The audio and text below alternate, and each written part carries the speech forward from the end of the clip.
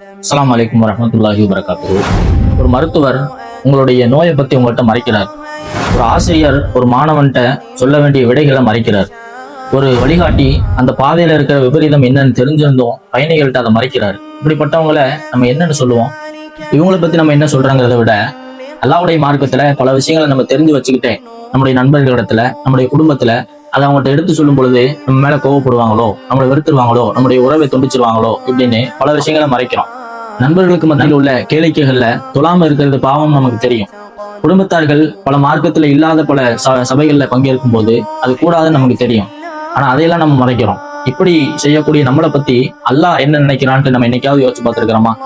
அல்லாஹ் குர்ஆன்ல சொல்றான், இன்னல்லதீன யக்துமூனமா அன்ஸல்னா மினல் பையினாத்தி வல் ஹுதா மின் பஅதி மா பையன்னாஹு லின்னாஸி ஃபில் கிதாப். நாம் அருளிய தெளிவான சான்றுகளையும் நேர்வழியையும் இவ்வேதத்தில் மக்களுக்கு தெளிவாக்கிய பிறகு யார் அதை மறைக்கிறார்களோ உலாயிக்க இலஅனஹுமுல்லாஹு வ இலஅனஹுமுல் லாயினூன்.